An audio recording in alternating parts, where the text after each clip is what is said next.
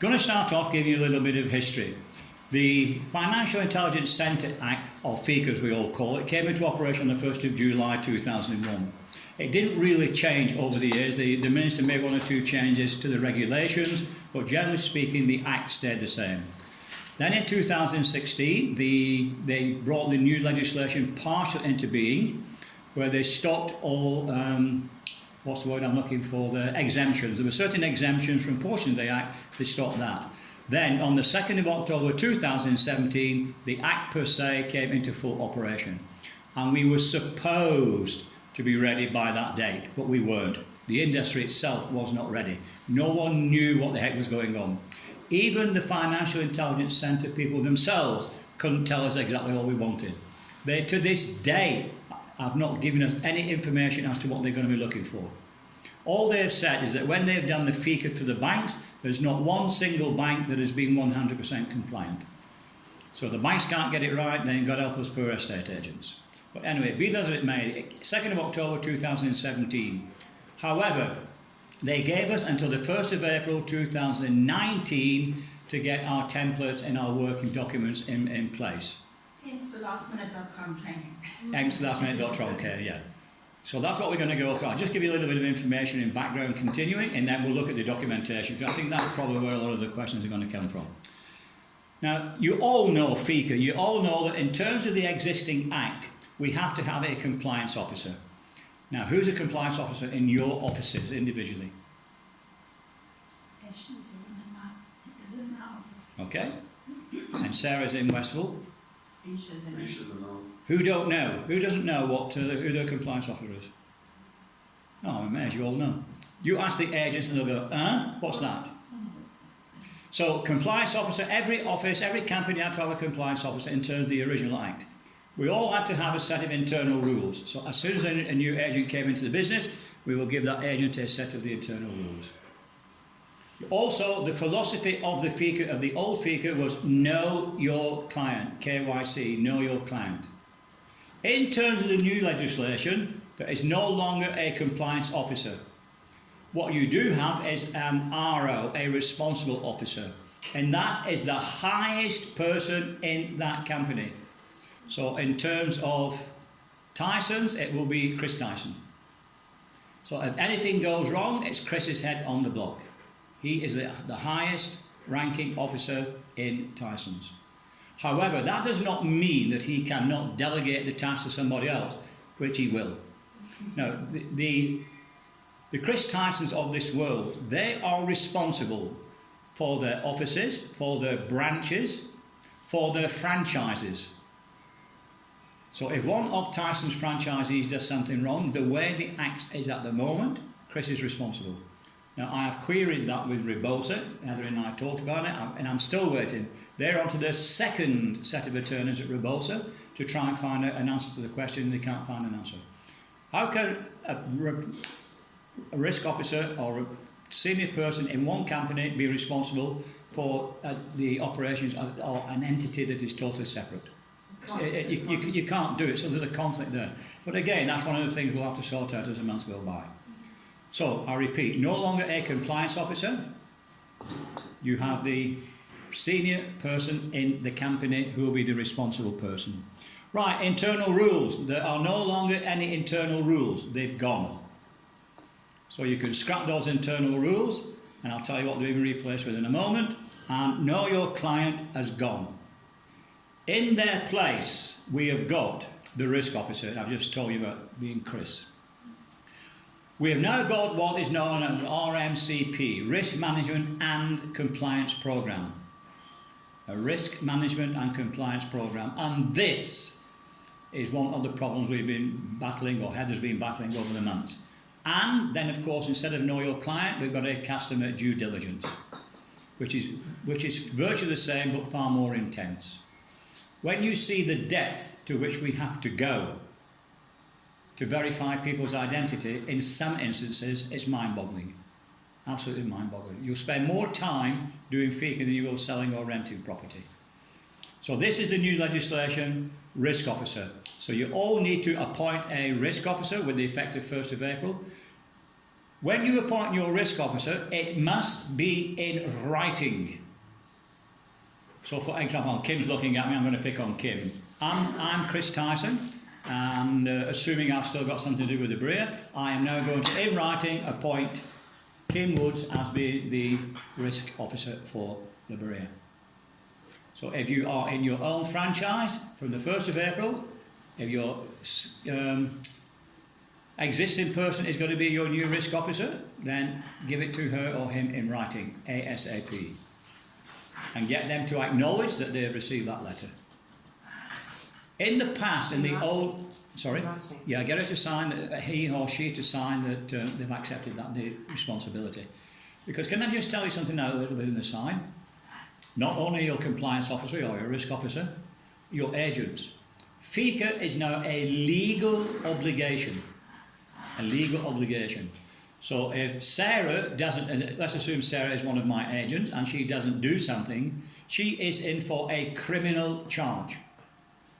So she says, and you get these agents, they can't be bothered FICAing their clients. It is now a criminal misdemeanour not to FICA your client. So you can put the fear of God up your agents. So risk officer, risk management, the compliance programme and customer due diligence are all what have been changed. Now, what are the responsibilities of your risk officer in more detail? Number one, you have to ensure that your employees are trained. Hence, we're all here this morning. And hence, you'll all go back now to your offices and you'll all be imparting this knowledge to your admin staff and your agents. It is up to the risk officer to publish the RMCP and to instruct on the RMCP, which again we are going to do this morning. And again, you can now go back and you can then give that information, that knowledge to your agents.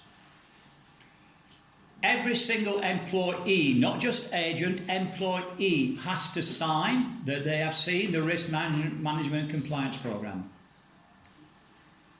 So you need to design a letter. We haven't got one already. There is one in the pack. Okay, there you are. So every employee must sign that. We'll look at it. We'll go through the pack just now. But every employee must sign that they've seen the risk management and compliance programme. And that is serious documentation and must be kept under lock and key. Now we come to the infamous list 1267. Do you all know what that is? This is a list of hundreds of thousands of suspected terrorists worldwide. So Keegan's standing there with a smile on his face. He walks into me and says he wants to buy a house. I'll say, just hang on, Keegan, let me see if you're on the list. I'm now going to list 1267, and there's 10,000 Keegans there. So I'm now going to... I've now got to sort out if Keegan is one of the terrorists on the list. 2 days later, when we've narrowed it down, and he's decided not to buy a house, I'm exaggerating and joking. But we just check the list to make sure he's not on the list, or your buyer or your seller, your landlord or your tenant are not on the list, and then you can proceed with that transaction. So at the moment, it's a website. You can go onto the United Nations website, which has the list 1267, and I've published a link on the documents folder, so you can just go in there, go on the link, and if you look on the right-hand side, you can type in Keegan's name and see how many Keegans come up. Sorry, Keegan. I wouldn't try my habit. But there are literally hundreds of thousands. Right, another thing the risk officer is responsible for is ensuring the implementation of the risk management and compliance programme. So whoever you appoint in your office must have a little bit of clout and authority to go to the agent and say, come on Heather, I want this, otherwise you're in trouble, no commission. Companies have in the past adopted the ideology of no FICA, no commission. And I think sometimes it's the only way to make agents come into line, but now if they know that it is a criminal offence and they can go to jail for it, then maybe they'll start doing their job. Now, as I said, the risk management and compliance programme is legally binding on all employees. So everybody from your T person up to your MD or your CEO must comply with the RMCP. You've got no option. It is a serious offence not to, which means it's a criminal offence in terms of legislation. It's 5 years in jail, I think, and £5 million fine or something like that.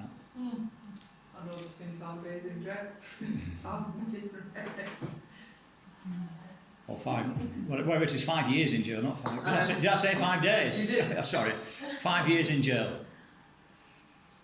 Now, generally speaking, even though we're trying to put the fear of God up you and make sure that you've got to do this, if you follow Heather's templates, you have no trouble, your agent will have no trouble.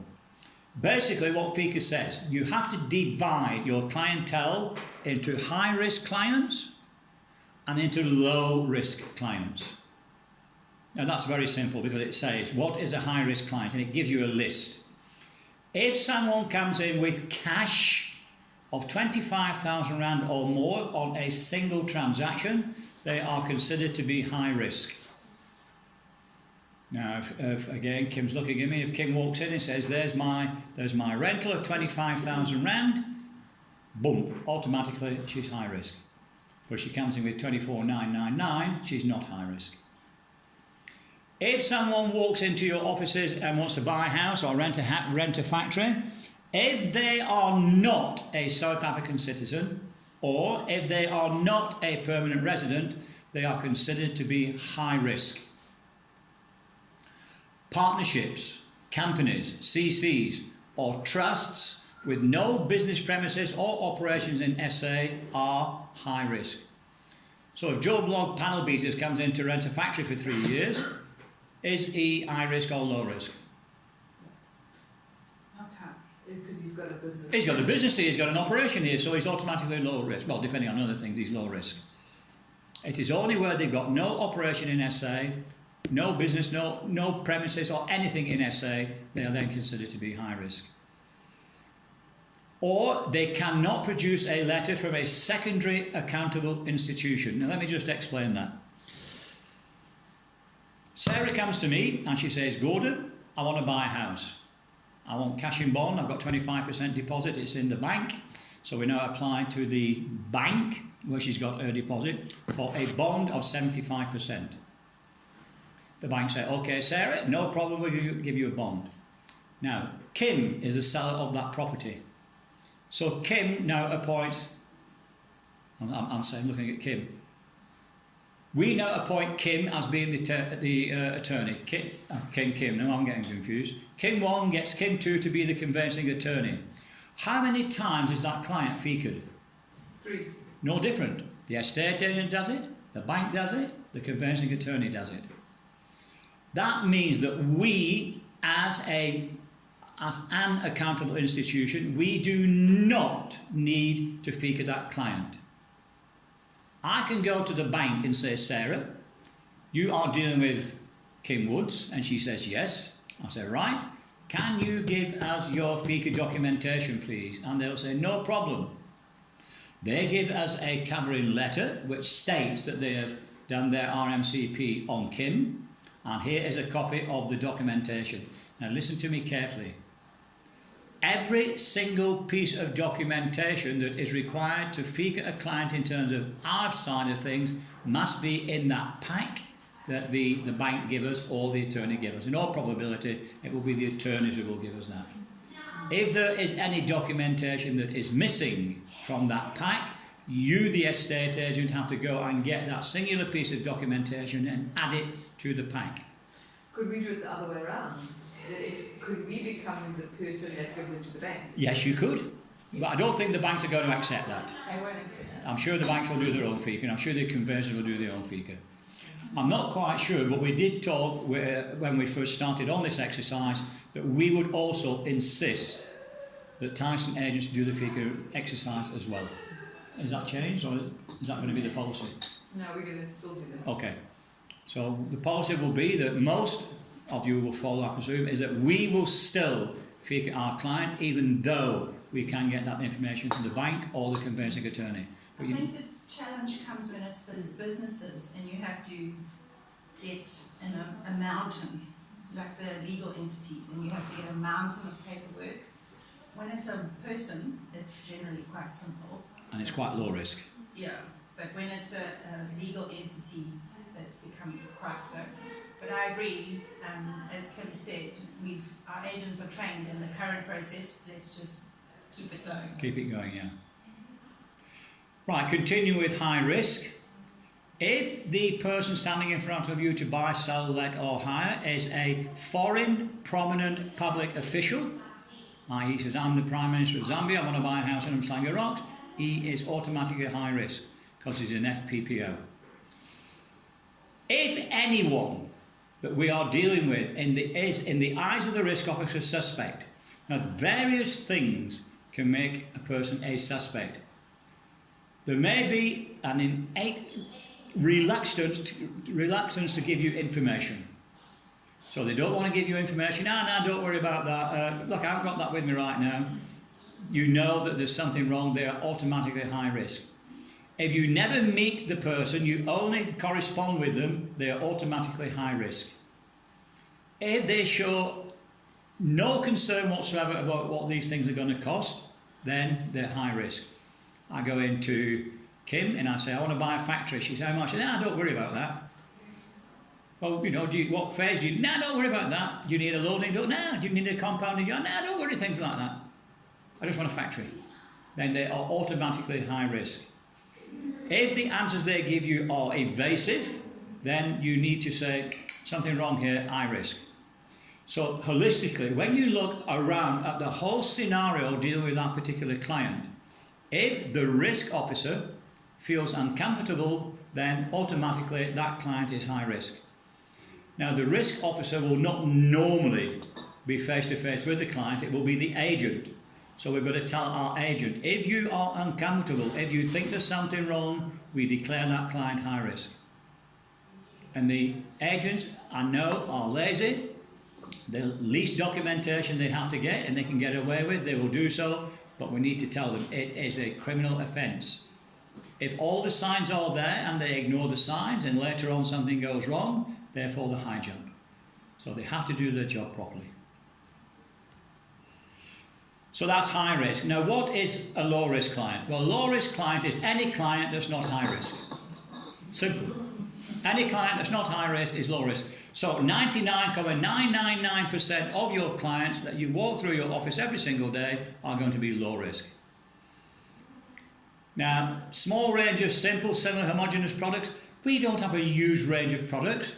You either buy a house or we buy a house or we sell a house on behalf of clients. That's it. So most of our clients are going to be low risk anyway, be it a rental client or be it a buying client. They're all going to be low risk. If, as it says on the screen there, the transaction involves two other accountable institutions, then it is low risk. Now, in our case, it involves a conveyancing attorney, which is an accountable institution. It involves the bank, which is an accountable institution. So I repeat, 99.99999% of the clients walking through your doors are going to be low risk clients. Everyone happy on that? There is no such thing these days as an anonymous client. If someone comes in to buy on behalf of somebody else, but they don't want to give you their name, you say, sorry, can't deal with you. We are not allowed under any circumstances to deal with an anonymous client. We are not allowed to, what they call, onboard any information where there is an anonymous client. If you suspect someone is using a fictitious name, the same thing again, you're not allowed to onboard them. That means capture the data. And every client must go through CDD process, which is a customer due diligence. In the old days, know your client.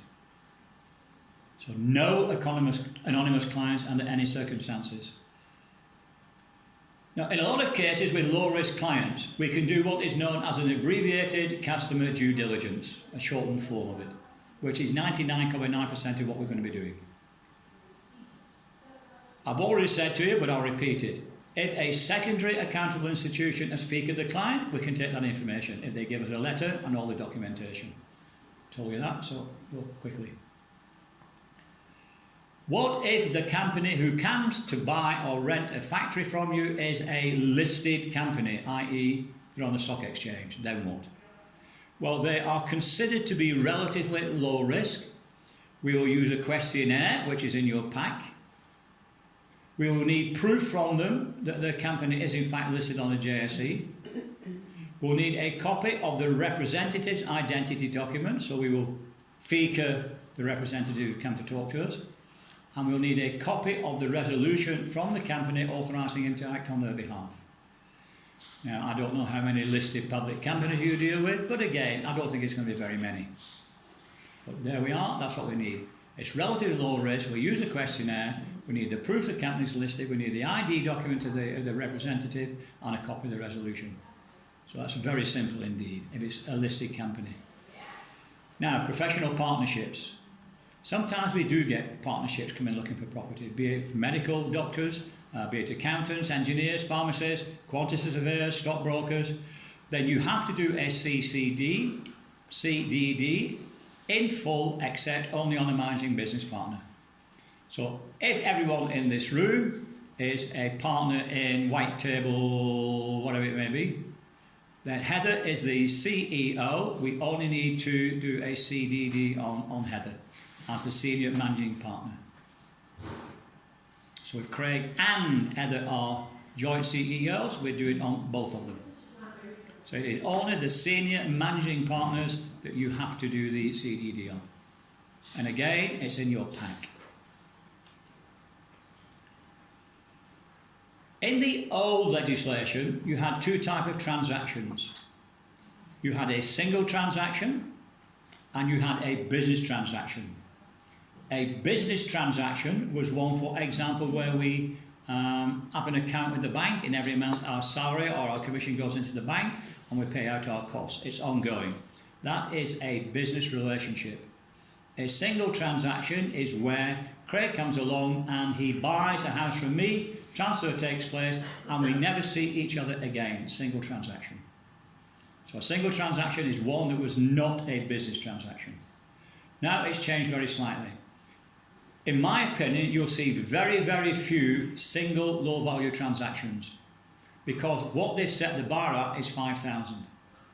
Now, there's a little bit of not confusion, needs to be queried. It talks about remuneration. It doesn't talk about commission. So we don't know whether the 5,000 round they're talking about is the rental or whether it's the commission we earn. That's being done by the attorneys at the moment.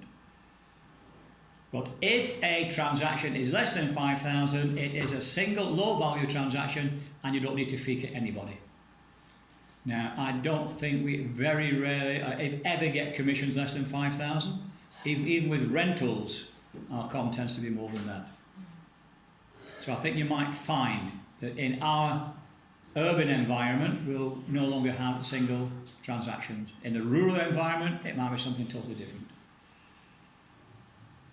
Again, with these abbreviated transactions, with a single low-value transaction, no anonymous clients. You will still have to verify the name and contact details of the person, but you don't have to verify it. So you say, Kim, give me a copy of your ID, give me proof of residential address, thank you, goodbye. In other words, nothing changes. But I repeat, I very much doubt if we will have very many of those. Right, who is going to be who in the zoo?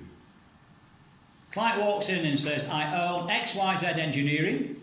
I want to buy a factory for my business. Who is he? What is he? I'll tell you.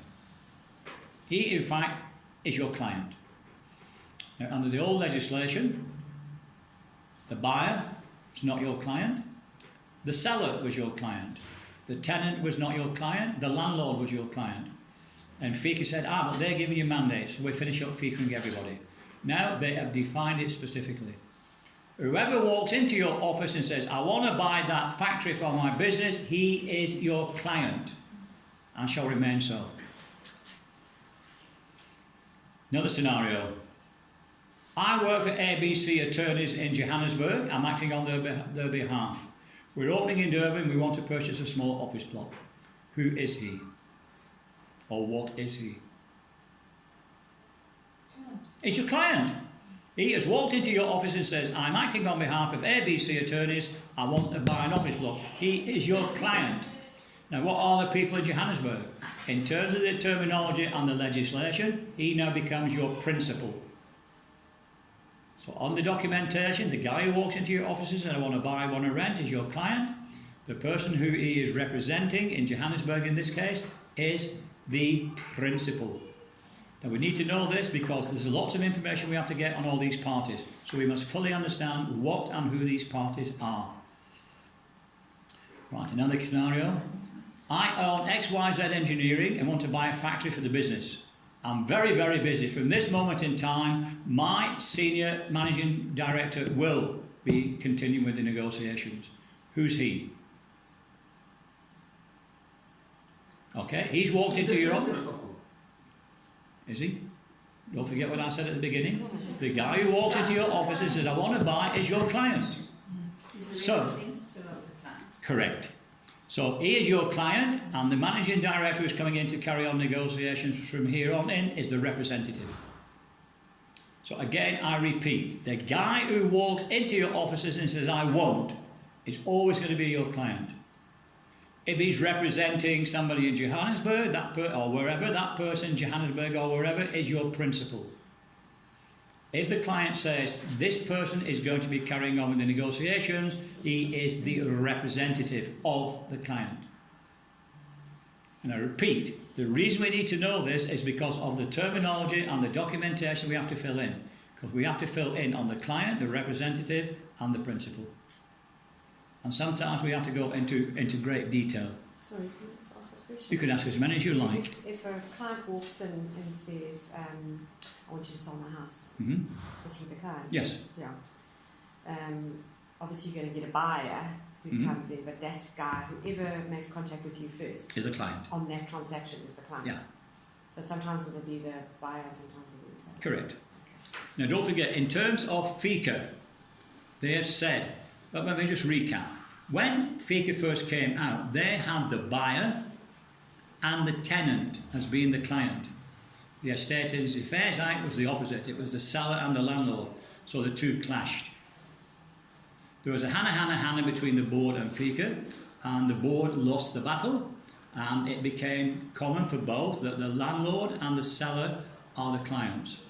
But FICA always said that the buyer and the tenant are giving you a mandate to find a property for them, therefore they were also clients and had to be FICA'd. And we've just gone along with that. It's been no skin off our nose to FICA buyer, seller, landlord, tenant or anybody. It's still going to be the same. The seller will always be your client, but the buyer comes in to buy a house, it's also going to be your client. It's just the terminology we use when we're taking out to buy. You're never going to change the real estate industry. The guy who wants to buy a house is always going to be your client. Now, one of the things, and this is going to be the most difficult part of FICA in my opinion. However, it will not necessarily impact on the residential market one little bit. What we as estate agents have to do with a transaction is to find out who the beneficial owner is of whatever it is we're selling or renting out. Now let's make a little story. We've got a company and there are 6 people in 1, 2, 3, 4, 5, 6, yeah? There are 6 people who are shareholders of that company.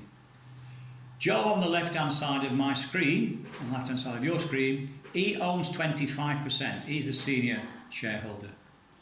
The other guys each own 15%. Who would we have to FICA?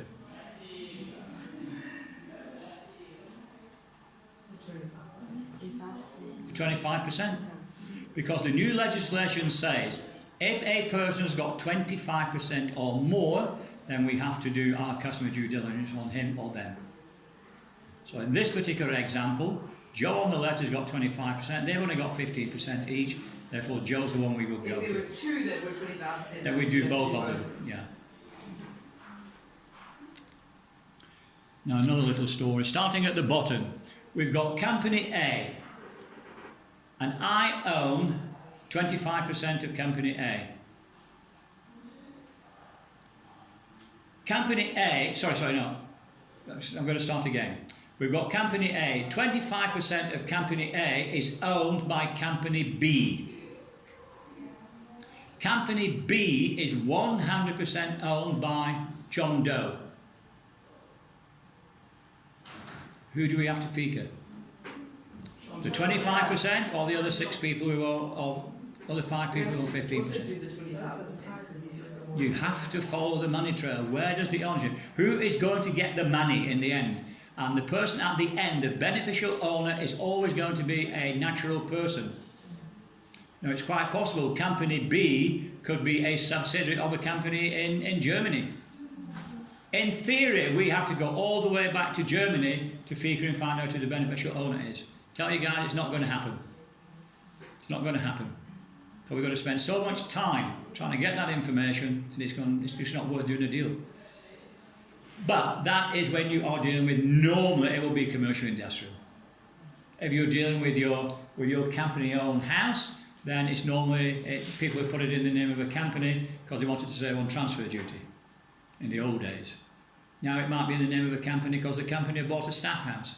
But you can see you, the shareholding, yes, you're the 25% shareholder. So even though the Act provides for this, remember that it was done with the banks in mind, not necessarily with little estate agents. So even though we need to know what's going on, we do not worry our pretty little heads about it, because in all probability it's never going to happen. Or I'll say it will never happen. I very much doubt if you'll come across it.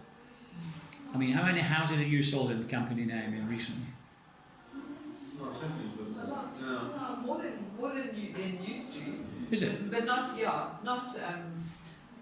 out of every 10 you're selling, probably. Are the shareholders of that company another company or a person? Yeah, it just depends. Yeah, no, it's mixed. Yeah, because there's so many houses now in like Howie Road and stuff that are changing to commercial, that now companies are getting the hang of it. So companies are buying it in their name, and when they're trying to sell it, it's Yeah, well, if the company's trying to sell, then yeah, you say 25% shareholder. Boom, we've got to FICA you, Mr. So-and-so. But again, the documentation caters for it. Now, when the client walks into your office and says, I want to buy a house, I want to rent a house, you say, thank you, Mr. Client, there's a cup of tea, sit down, please complete this questionnaire. So the questionnaires are in the pack, and he'll go through the questionnaire, then you'll sit with him afterwards, and you'll go through, make sure he's filled all the things in, and then you'll do your customer due diligence. Now, when you're doing your customer due diligence, you need to find out what is the nature of the business relationship. In other words, why are you coming in to see me? I want to buy a house, I want to rent a flat, whatever the case may be. Ascertain the source of funds. Let's assume he's coming in to buy a house.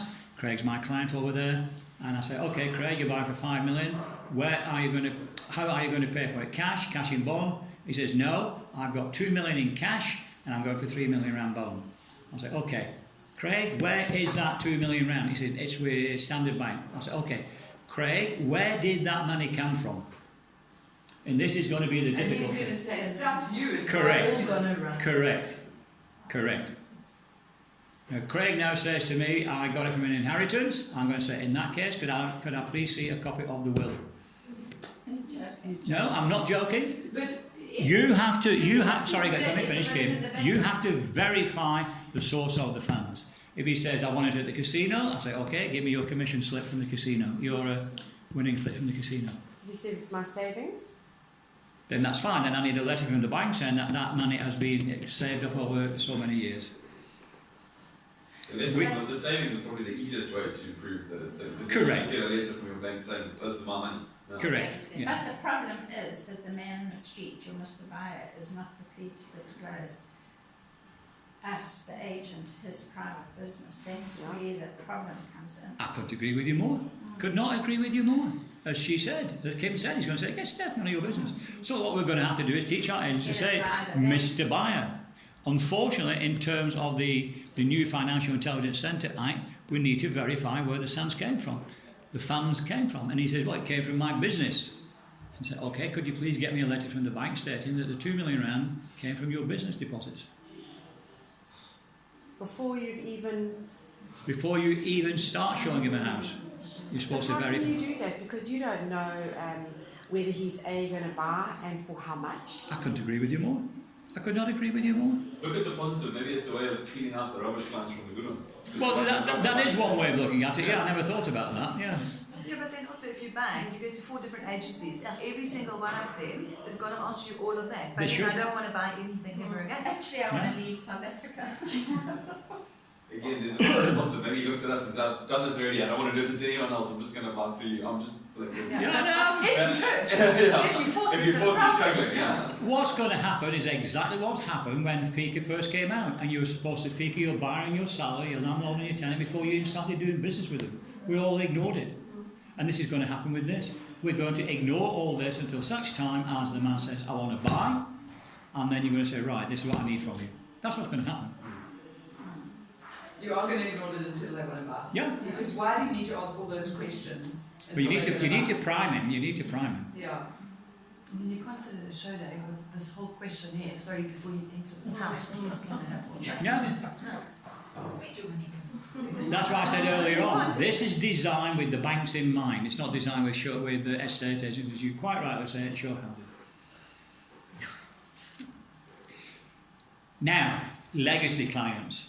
Clients you've already got on your books as of the 1st of April 2019. So from the 1st of April, all legacy clients must be treated as new clients. So even though you've FICA'd them in the past, you are going to have to re-FICA them. If you've only got half the information you require, then all you need to get from your legacy clients is the other half of the information. If they are low-risk clients, that is. If they are high-risk clients, you're going to do a full customer due diligence. Now, when we're talking about legacy clients, we're not talking about your buyers really or your sellers. We're talking primarily, I would imagine, about your rentals. Because if you have already got a buyer in tow, you haven't FICA'd him anyway because you haven't sold him anything. So it's not going to impact on you one little bit. And same with a tenant. If you've got a tenant that you're trying to find a rental property for, until he says, I want that property, I want to rent that property, you don't need to FICA him. It's going to be no different with this now. How many of you got a good rental book at admin? Well, we did the commercial stuff, which is rentals. Small. Yeah. All small, I think everyone's. Yeah, well, the big commercial industrial companies are going to have a field day.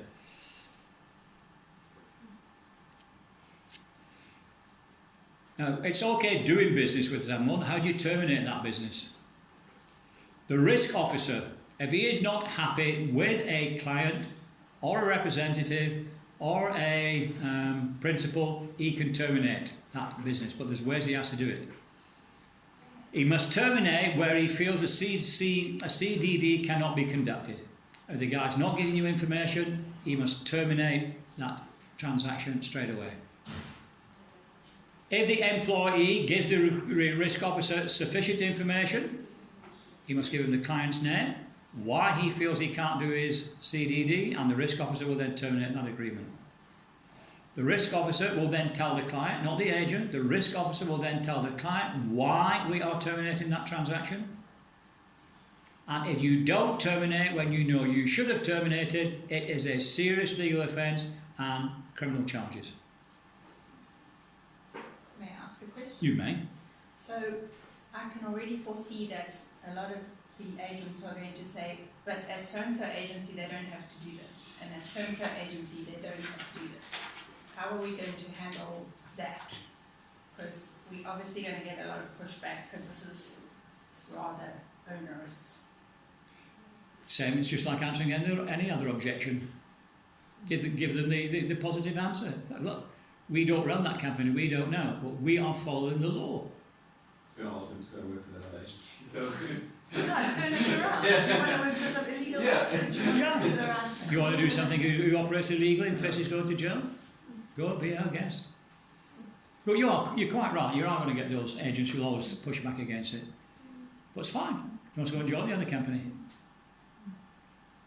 Because we do things according to the law. Will be coming online. Well, my concern is that it's open to interpretation. So, as Gordon said, I've mulled over this for a very long time, but other companies may see a different interpretation. So, I'm wanting. Well, I think the bigger companies are all going to take the same line as us. I mean, So the way the slut thing might be a little bit different, but ultimately they're all going to try to do this in the best way that they possibly can. It's going to be the little mom and pop shops that are not even going to know that actually there's a new act, actually. So that's the one that's... Yeah. So our source of information has been the Robosa got this template for us, because the EAB hasn't put one out. So we've adapted it to our needs. I don't know what the other firms. I know the only other firm that I know of, EIB not have put one out? because they don't do anything. They are useless. We just pay them to do nothing. Let's not get started on our favourite subject. Yeah. So, I know that Wakefields had training on it last week. It was exactly the same thing, and they put out a similar document as this. the only other firm I know of who haven't done it yet is Harper. So I haven't put anything out yet. I know Max Crop have done theirs. So, I don't know. As we said at the beginning, it may change. All the documentation will be on the documents tab on the management system. Okay. So you can look at it as a positive. If you quote the agents properly, it's just a situation that there's nothing completely over the top about it. It's just a situation where if you're talking to clients, there's a few little things when it gets to the selling and the buying part that gets a little bit like finicky and sticky. But the reality is you're actually proving that we're a bigger, better company by explaining this. And it's actually a nice tool to use rather than, like Kim says, if you've got some other agency who comes in and has got no clue about this, it's quite a nice selling tool to say, oh, you see, like you said, everyone in the estate agency would rather deal with bigger companies than the rubbish ones. So I don't think it's that bad. I think the agents might actually buy into it if you sell it properly. You know, when FICA first came out, way back in 2001, whenever it was, everyone was going, ah! But then a new agent came in, we explained what FICA was, and they just carried on doing it as though it was part and parcel. It's only because it's changed, and this is going to happen 12 months from now. We're not even going to think twice about it. It's just we're going to put it part and parcel. It is quite important to make sure that the agents are aware that you need to get somebody's ID and you need to look at them and you need to see that that is Lynn Roper and this is her ID, because I do think there are lots of dodgy things happening on a daily basis, and you don't want to end up in a situation where it comes back and you haven't done it. Correct. You've got to do what you're supposed to do. Yeah. The Estate Agency Affairs Board have acknowledged that they're behind, and they've said that they are going to go lenient on anyone they find who's not up to date properly until they themselves are up to date. Which we found forever. Okay, let's just finish this. We can go through the documentation. You get what is known as foreign prominent public officials and domestic prominent important people. Are you a FPPO or a DPRP? Well, this is what you've got to ascertain. This is what you've got to ask every single person, and that's what's on the questionnaire. You've got to ask it. Now, the reason I've done this in red, it's probably highly unlikely that you're going to get one of these people walking into the Berea or Westville or Umhlanga and saying, I want to buy a flat. I think the only person that's at risk is Kerry. They're going to buy in Zimbabwe, Kerry. Anyway, you've got to do your normal customer due diligence. Now, before you take or capture the data for these people, you've got to get hold of your compliance officer or your risk officer and say, can I onboard this data? You've got to establish their source of wealth. Now, I laughed at this one. I was going to say, interesting if you get Julius Malema and you ask him where there's wealth from. Yeah. And then the risk officer has to closely monitor that business relationship. So that's a foreign prominent. Right, now who are these FPPOs? Heads of state, members of a royal family, So when Queen Elizabeth comes to Gets most of it. members of the cabinet, senior members of any political party, senior judicial officers, senior executives of state-operated enterprises or state-owned enterprises, high-ranking military officers. And for domestic, I've only put a few of the domestic on, it's about 3 or 4 pages. President or the deputy president, cabinet minister or the deputy, the premier of a province, a member of a provincial executive, mayor or political leaders, members of a royal family, chief financial officers of national or provincial departments, and so the list goes on. Now I repeat, I very much doubt we're ever going to get those, but they're there, and you've got the documentation We had to... those in Devonport and Umhlanga, people from political parties that have come in. Are they prominent people? Zuma's wives own some properties in Umhlanga. Okay, then he would now be treated as a DPIP. high risk, Kerry. Very high risk, it's Zuma. Yeah. Now FICA love their... Ask him ask whoever's buying it on his behalf, where's the funds coming from? That could be an interesting conversation. If you asked him, he would say, it's from you. It's your tax on it. Exactly. You can tell them your government has put this law in place, so I'm following the law. I'm actually familiar with the procedures, I don't have to explain. Yeah. Right, FICA records. FICA love their records, as you know. We still have to keep them. You have to keep the name of the client as per normal, how the name was established, which documents you used to verify that, the name of the employee, the currency involved in the transaction, the date the transaction took place and the date the verification took place, the parties involved in the transaction, the nature, and all correspondence related to that transaction must be included in the file. Now, as before, you keep them for 5 years. Again, they must be readily retrievable. There must be protection against unauthorised access, which is a bit new. And you now have to keep backup records. In the past, you did not have to keep a backup record, but this time you have to keep a backup record. And the copies of the documentation must be stored totally separate from the originals. Now, obviously, the easiest way to keep your backup records is going to be digitally. So you just scan everything in and keep it in the cloud or off-site somewhere. So now you've got to keep 2 copies, the original The original and 1 copy. We already do that. We've got the file, that's our original file, everything's in that file, and then Bishop scans everything and has got a separate file on her computer for the same file. So we've already got 2 of everything. Okay, now let me ask you, Richard, what happens if your computer gets stolen? She's got it I do back there. backups. You've got backups? Where? And passwords consented. When you go into your computer, is there a password? And where do you keep your backup? On hard drive. Yeah, it's an external there. Where do you keep it? I keep it with me, With you all the time? yes. Okay. And is this effective on Good answer. So it's not in the drawer of your desk when your laptop on top of the desk? No. And if it's in the cloud, if you're on Google and it's in the cloud. That's in the cloud, you can keep it in the cloud, yeah, no problem. And only from the 1st of April, we don't have to back up the last No, 5 years. no, everything from the 1st of April. I have put a covering page for your files, so you, the risk officers can take off everything. Is it in here? No, it's a separate document, but if the administrators find that I've left something off, the risk officers, you can let me know. So I try to be as comprehensive, it's like a little summary of everything I let you know. You must have like a master file. We need 10 master files. You've got all the documents here, most of them. Right, let's just move on. Reportable information. What do you need to report to FICA? Well, this is virtually no different than it's already been. If you suspect that you are receiving the proceeds of crime, prostitution, drug money, trafficking, anything like that, you've got to report it.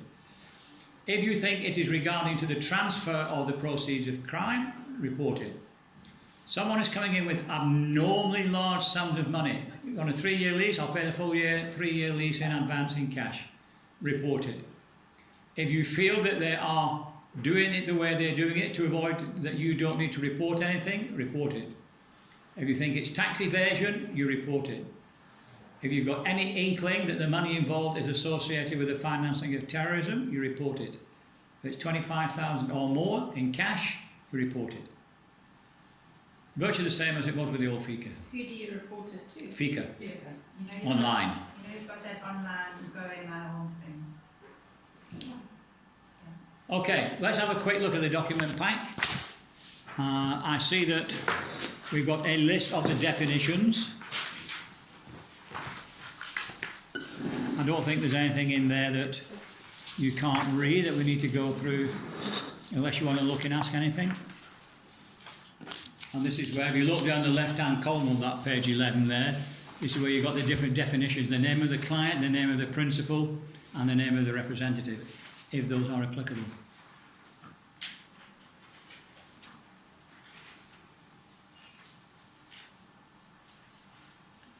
I think you'll find that in the vast majority of cases, we are going to rip off the old FICA document off the back of our sale agreement, and we're going to put the new FICA document in.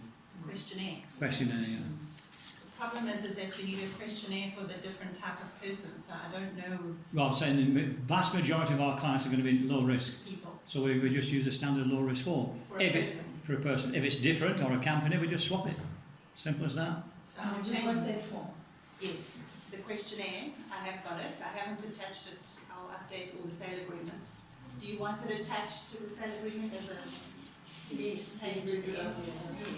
The agency, the clients before admin. So this is basically just telling you for each scenario what you know what to do. Yeah, so you got your, And if it's low risk, you don't need to verify it, you just need to get the information. If it's high risk, you need to. So most of ours are going to be low risk. the first three here. Gordon, Yeah, I well- have a question. The high risk and low risk clients, obviously an attorney will be appointed. The finance is not kept with the estate agency, it's not in our trust account. So if that client is buying a property cash and however they're paying the cash, the attorneys will have to make sure and ask those questions as well where that money is coming from. Correct. So Correct. as much as the estate agent's going to put all the questions in, and we're going to submit it to the attorneys, but the high risk and low risk, I think, depends on an attorney following that up with the buyer. No, no. The low risk, majority of your clients, Sarah, are going to be low risk. Vast majority of them. Doesn't matter where the money's coming from. You'll source that money, and the attorney will source that money, and the bank, if necessary, will source that money. Find out where it's coming from. Yeah. Yes, because if we have clients, they'll buy in 6 million, 3 million, which we've had. Yeah. Our agents get all the FICA that's required for their client, and I make Mhm. sure that it's done with them. And they're very good with FICA. But the attorney calls for the deposits and the cash. Correct. So as much as they're going to ask the questions, yeah, it's going to... They'll have to answer it twice. The agent's still going to find out where's that 6 million coming from. Even though it's been held by the attorney, they need to ask where it's coming from. You have to verify. Source of funds. Well, low risk, we don't need to verify, we just need to ask. And if you've got £5 bar in your bank account from business proceeds, does a letter from the bank saying I have £5 bar in my account count as a source of funds? Or do No. you have to prove back to how you made that? How you made that money, yeah. So the bank would have to say it's in a business account from business proceeds. The bank's Because the bank will know when money's coming in from invoices. Sorry? Yeah, I was going to say the bank's not necessarily going to know where you made that money from. Yeah. No, but the money, they'll see the money coming in. For example, it will come in from XYZ construction, it will come in from Mrs. Jones that you just built a house for. Coming from normal business transactions. But is the bank, Gordon, the bank's not going to give a letter to an estate agency regarding where the client's funds have come from? Yes, they will. To their client. Well, the client asks for it, then it's fine. Does the mortgage originator also have to FICA their funds? No, Are there an accountant wants to They do? do put it in. no, banks are. Mortgage originators aren't. When we do it, That's not to be corrected unless they've changed it. I think they we are. think the ones I think they are. Accountable. exactly. Since when? Since ages. Financial services provider? Yeah, they get all the bank statements from. See, they are a financial services I provider. suppose they are, actually. Yes.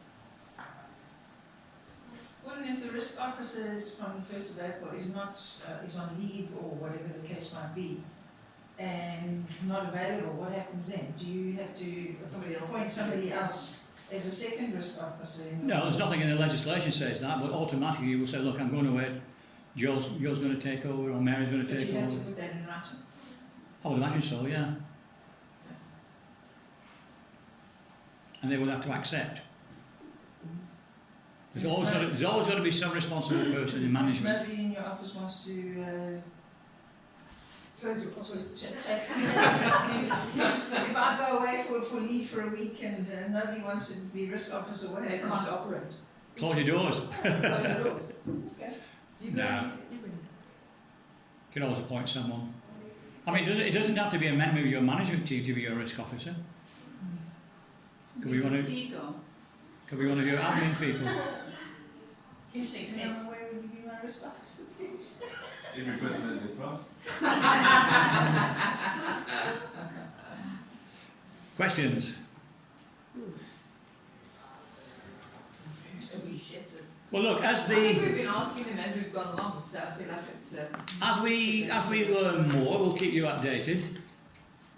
And once they're bored, if the board ever do their template, we can compare theirs with ours and make any adjustments or amendments.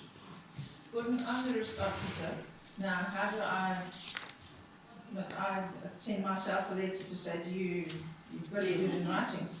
Yes, no, but you appointed from your company who owns the business, so you own it in your own personal capacity. Yeah, but even so, Mark and the CC. yeah, but the CC then appoints necessarily to be the. And then you and Mark sign it on behalf of the CC. If you're the sole member of the CC, it's automatic. Yeah. There's no one else. No, I'm doing 50-50, so. In that case, the CC would have to give you Page 21. a position and you'd have to accept it. Anything else? Well, look, we're on the end of telephones. If you come across anything, you can either give me or Heather a ring. Will we get those forms attached to the salary agreement before the 1st of April? Yes. And it's very apt to start it on April Fool's Day. Yeah. The documentation